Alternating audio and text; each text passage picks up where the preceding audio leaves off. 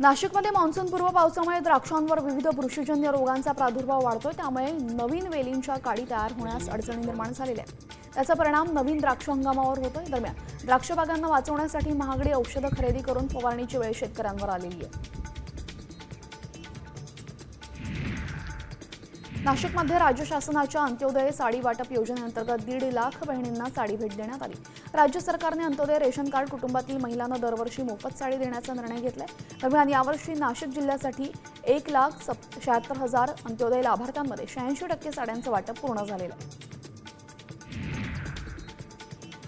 भक्ती गुजराती आत्महत्या प्रकरणी आता विसेरा नाशिक पोलिसांनी राखून ठेवलेला आहे। पोस्टमॉर्टम रिपोर्टमध्ये हँगिंग असल्याचं समोर आलेलं आहे। गुजरातींच्या आत्महत्येनंतर माहेरच्या कुटुंबियांकडून संशय व्यक्त करण्यात आला होता। दरम्यान भक्ती गुजरातीचा पती, सासरा आणि सासू न्यायालयीन कोठडीमध्ये।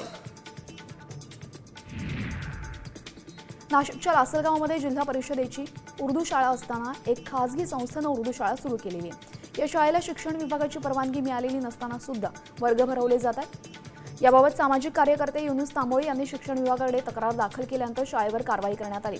तसेच शाळेवर 10,000 रुपये दंड ठोठावण्यात आलाय। नाशिकमध्ये घरफोडी गुन्ह्यामध्ये 7 वर्षांपासून फरार टोळीला अटक करण्यात आली। टोळी प्रमुखासह 5 जणांना अटक केलेली आहे। दिंडोरीमध्ये टायर दुकानातून 70,000चे टायर चोरी झालं होतं।